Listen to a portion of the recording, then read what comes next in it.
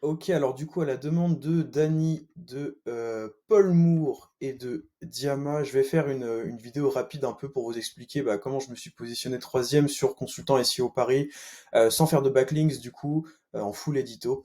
Donc voilà, on va principalement parler édito. Faut savoir que pour le contexte, mon site, il a une technique assez propre, hein. C'est un site WordPress, full HTML, globalement des bonnes web performances. Donc là-dessus, on va dire que c'est OK. Donc voilà, ce qui nous intéresse, c'est plutôt le contenu. La stratégie, elle était simple. Elle était en fait de fournir un maximum d'informations sur le mot-clé consultant SEO Paris avant de moi proposer vraiment mes services et de faire du texte un peu plus copyrighté, accès conversion. Du coup, en fait, ce qu'on voit, c'est qu'il y a pas mal de HN qui répondent à des questions. Donc, on va prendre dans l'ordre. Donc ici, le H1, évidemment optimisé hein, pour le mot-clé principal. Ici, moi, j'ai rajouté freelance parce que c'est un mot-clé connexe. Donc freelance SEO Paris, c'est aussi recherché. Et normalement, il me semble que je remonte bien sur freelance SEO Paris aussi. Voilà, même mieux, je remonte deuxième ici. Donc voilà, comme quoi ça a son utilité. On a évidemment une introduction. Bon là, c'est plus, il n'y a pas vraiment d'intérêt SEO, à part un peu de sémantique autour de Paris plus SEO, voilà que j'ai mis en gras. Mais voilà.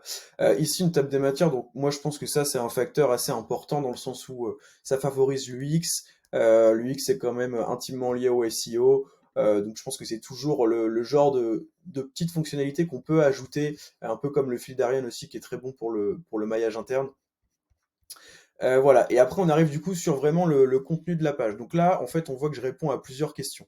Moi, ma méthodologie là-dessus, elle est assez simple. Je me demande toujours les questions que se poserait le prospect, l'internaute qui taperait cette recherche, et j'essaye d'y répondre. Et évidemment, après, je regarde aussi les contenus des concurrents pour voir si j'ai pas des intentions de recherche qui sont pas traitées par mes questions ou par les informations que j'apporte sur la page. Donc là, on voit, si on veut voir plus rapidement, hop, ça c'est une extension que j'avais présentée avant. En fait, on voit tout de suite qu'il y a plusieurs questions. Donc voilà, rappel sur l'émission d'un consultant SEO à Paris, les résultats d'une stratégie SEO, le prix des services d'un consultant SEO à Paris, etc. La différence du coup entre agence SEO et freelance. Et là, on arrive plutôt sur la partie copyrightée, mais j'apporte toujours un peu des notions clés comme les outils, etc., qui sont proches de mon mot-clé de base. Donc voilà. Donc en résumé, c'est une page qui est plutôt informationnelle, euh, avec pourtant une intention de recherche qui est plutôt business. Et je pense que notamment dans la prestation de service, c'est un modèle qu'on peut pas mal répliquer. Et pour finir, ce que j'ai fait aussi, c'est que j'ai commencé à faire un rapide cocon autour de consultants SEO Paris, avec d'autres pages qui traitent de la thématique, qui sont maillées uniquement depuis cette page mère, et qui évidemment font un beau lien interne vers la page mère, etc., sur une belle encre optimisée. Et donc ça, pour l'instant, j'ai pas encore vu de résultats probants, c'est-à-dire que j'étais déjà troisième. Bon là, il y a Danny qui m'a dit qu'il me voyait par exemple deuxième en Suisse, etc. Mais globalement, je pense que je suis plutôt troisième, c'est assez stable. Et donc voilà, je vais continuer peut-être à faire ça un petit peu.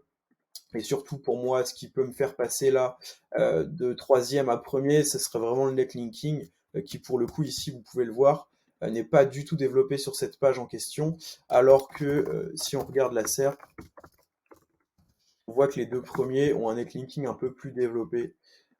Quentin Fossé et Théophile Ordinas, que je salue au passage évidemment. On voit qu'ici, il y a un peu plus de liens. Bon, cette page-là, elle rankait déjà avant sans avoir de backlink. C'est même pas fait volontairement par le propriétaire du site a priori. Par contre, là, on voit clairement Théophile Ordinas, c'est sa homepage qui rank. Donc évidemment, beaucoup de backlinks, notamment des backlinks d'autorité. Donc voilà, ça, c'est clairement, pardon, le point d'amélioration que je vais focus dans les prochains mois, etc. Essayer d'obtenir des backlinks pertinents, thématisés vers ma page et voir si tout ça monte. Et normalement, ça devrait monter. Voilà, j'espère que ça vous aura apporté des informations. Évidemment, n'hésitez pas à vous abonner à ma chaîne YouTube pour avoir plus de tutos un peu comme ça. Et puis sinon, pour ceux qui sont sur LinkedIn, enjoy et puis on se voit très vite.